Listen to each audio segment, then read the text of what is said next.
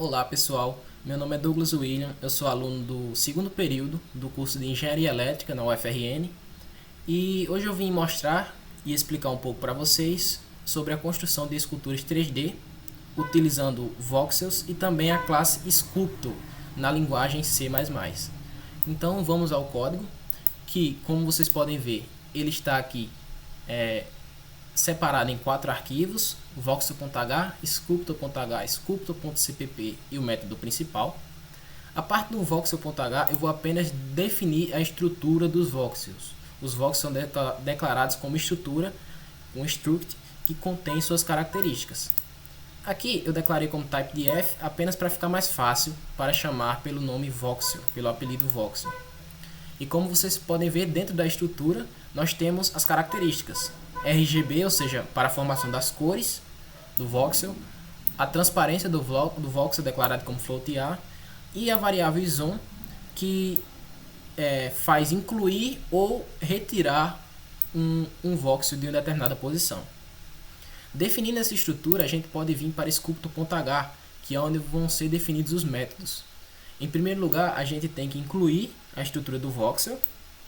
E na parte aqui, já dentro da classe Protected, nós temos a declaração de algumas coisas importantes, que são a matriz tridimensional. A gente pode ver a matriz que tem acesso à estrutura voxel, uma matriz tridimensional V, as dimensões dessa matriz NX, NY, NZ, e também novamente a declaração das cores e da transparência. Na parte pública a gente tem a declaração dos métodos. Eu vou explicar isso quando a gente for para o método sculptor.h.cpp, que é onde a gente define o que cada um desses métodos vai fazer. Chegando aqui no próximo arquivo, sculptor.cpp, como eu falei, nós temos aqui a inclusão de algumas bibliotecas e também da classe Sculptor. Algumas dessas bibliotecas eu não utilizei, como CMF, por exemplo, eu incluí, mas acabei nem utilizando. E quando chegar na hora eu vou explicar um pouco mais de algumas bibliotecas que tem aqui definidas. Aqui o primeiro método, a gente tem o método construtor da classe, que basicamente vai associar as variáveis de entrada _nx, ny, nz às dimensões da nossa matriz tridimensional. E também inicia os valores, o valor para as cores e a transparência. Aqui eu coloquei 0,5, mas pode ser qualquer valor. Aqui temos uma parte muito importante para o nosso projeto, que é a alocação da matriz 3D. Para a alocação da matriz 3D em C++, a gente utiliza o comando new para alocação dinâmica. Então, nesse caso, a gente vai alocar a matriz dimensão por dimensão. A gente vai fazendo um passo a passo. Então, em primeiro lugar, a gente aloca a dimensão x, nx aqui, como vocês podem ver. Eu gerei a matriz com um ponteiro aqui, um ponteiro de 2 dimensões, de nx. E cada elemento de nx vai formar a dimensão ny. Então, como vocês podem ver nesse primeiro laço de repetição, a gente percorre toda a dimensão nx e gera a dimensão ny, agora com um ponteiro de uma dimensão. E assim a gente vai dando continuidade. Agora percorremos tanto nx quanto ny para formar a dimensão nz. E assim a gente declara VIJ, ou seja, cada elemento de x e y forma o elemento de nz, forma a dimensão nz. Aqui a gente termina a alocação da matriz e a gente, nessa parte aqui, a gente apenas percorre toda essa matriz, nx, ny, nz, e desativa todos os voxels, fazendo o is_on false. Dando sequência, temos o método destrutor, que a gente vai liberar a memória alocada para a matriz. A gente faz o caminho inverso.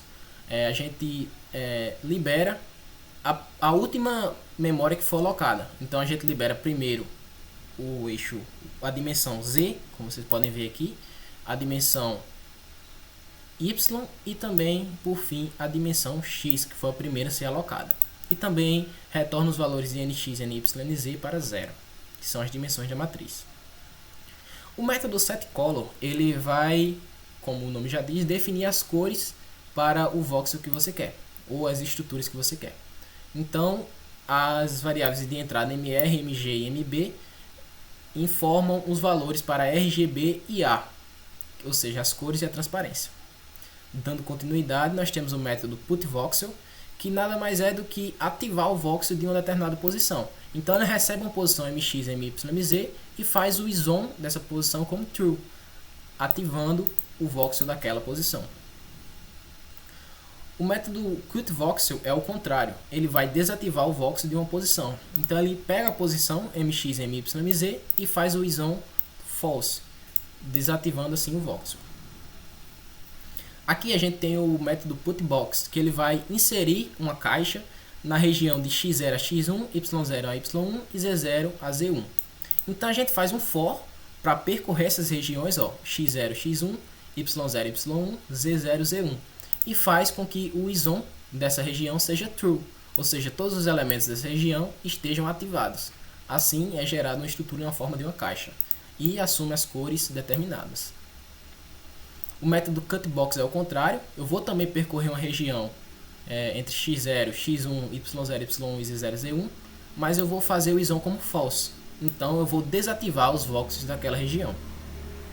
O método PutSphere ele vai ativar os voxels na região de uma esfera. Então ele recebe o x do centro, o y do centro e o z do centro e o raio da esfera. E assim eu percorro toda a matriz, calculo as distâncias ao quadrado para atender a equação da esfera, a distâncias em x, y e z, e faço que se a distância for menor do que o raio ao quadrado, para atender a equação da esfera, eu faço o is-on como true e ativo todos os voxels dessa região, associando também as suas cores. O método CutSphere é o contrário, ele é declarado da mesma maneira, mas ao atender a equação da esfera, eu faço o is-on como false, ou seja, eu desativo toda a região de uma esfera. O método PutEllipsoid, ele vai gerar uma região de um elipsoide, então recebe o x do centro, y do centro e z do centro, só que como é um elipsoide, recebe Rx, ou seja, raio x, raio y e raio z. Da mesma forma da esfera, eu percorro toda a matriz e calculo as distâncias, só que dessa vez, como é um elipsoide, é a distância ao quadrado sobre os raios ao quadrado. Então faço isso tanto em x, y e z. E por fim eu verifico se isso atende a equação da elipsoide, que no caso a distância tem que ser menor que 1. Se atender, eu coloco o is-on como true e ativo todos os voxels dessa região, associando as suas cores. Finalmente a gente chega ao método aqui CutEllipsoid, que é descrito da mesma forma, só que se atender a equação da elipsoide, ele desativa os voxels aqui, como vocês podem ver, fazendo is-on false. Aqui nós temos um método bem importante, que é o método writeOff, que ele vai gerar o arquivo .off, que é o arquivo de nossa visualização 3D. Então, aqui eu inicio um arquivo offstream, utilizando aquela biblioteca que eu falei lá em cima, a fstream. Eu inicio um arquivo que eu chamei aqui de falto, ou seja, arquivo de saída. Eu fixo ele para corrigir a precisão das casas decimais e declaro algumas variáveis que eu vou utilizar, que é os vértices, as faces e uma variável auxiliar.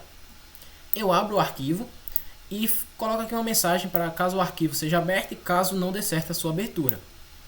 Então eu coloco a estrutura off aqui no início, que é uma característica do método do arquivo .off, como vocês podem ver aqui. A primeira linha ela tem que conter essa descrição off.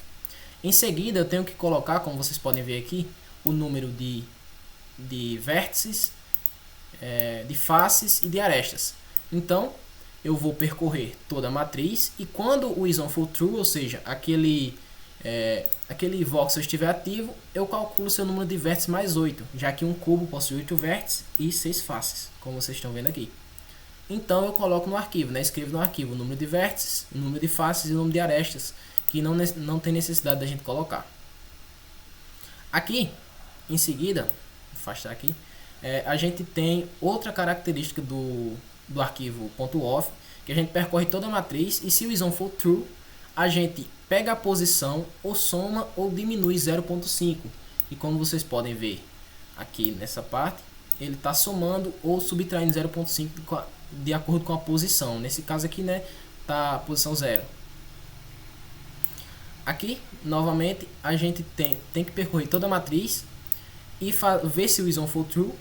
E a partir daí a gente também cria essa outra estrutura, que eu vou trazer aqui novamente o arquivo, que é essa estrutura aqui de baixo. Que é a sequência das faces, a sequência de construção das faces. E como até tem falando aqui, né, vale notar que a cada face a gente tem que somar 8, multiplicar 8 e 6 respectivamente, né? Então, aqui ao final eu vou somando esse auxiliar que de início é 0, mas ao final da primeira volta lá, se repetição, eu somo 8. Então eu vou criando, a partir daí eu posso percorrer todas as faces e todos os voxels que estão ativos e escrever assim no arquivo .off. Aqui por fim eu coloco uma mensagem, né, de que o arquivo foi salvo e fecho o arquivo. Então a gente pode ir para o método principal. Aqui no método principal eu fiz dois desenhos. A primeira, esse draw taça, e aqui a moeda. Eu primeiro declarei uma matriz com as dimensões 31, 31 e 28 e fui fazendo aquela taça que eu mostrei no início do vídeo. Eu fui colocando, setando as cores, colocando algumas caixas para construir a base. Aqui também algumas caixas, ó, como vocês podem ver, em determinadas posições para construir a base. Novamente aqui o início do troféu, que eu já troquei a cor para dourado. E assim o copo da taça, que é feito através de um elipsoide e a retirada do elipsoide interna. Aqui, como vocês podem ver, são apenas aqueles efeitos que eu mostrei no início. E por fim escreve o arquivo .off. Aqui eu fiz outra aplicação, que é da moeda, apenas para mostrar o método putSphere, que eu desenhei uma moeda no estilo de um Bitcoin. E aqui vocês podem ver, né, que eu coloquei algumas esferas, algumas caixas, e assim eu vou moldando o desenho. Aqui eu vou rodar o código para vocês verem como ele funciona. Ele vai mostrar aqui as informações, se o arquivo está sendo salvo e se foi salvo. Como vocês podem ver, ó, salvou dois arquivos, já que aqui eu coloquei dois desenhos. E os arquivos aparecem aqui, ó, no tipo .off, na extensão .off. Eu posso fazer o download. E vocês vão ver, né, esse draw taça vocês já viram no início, mas eu vou mostrar novamente com mais detalhes. Aqui, como vocês podem ver, é a taça com alguns efeitozinhos. Aqui vocês podem ver a elipsoide e a retirada da elipsoide interna. E também a moeda, que já utiliza o método putSphere, que eu gero essa esfera aqui, gerei outra esfera aqui dentro com uma coloração diferente e usei as caixas para fazer o desenho do B aqui do Bitcoin. Então essas são as aplicações e como utiliza a classe Sculptor. Obrigado pela atenção e até a próxima.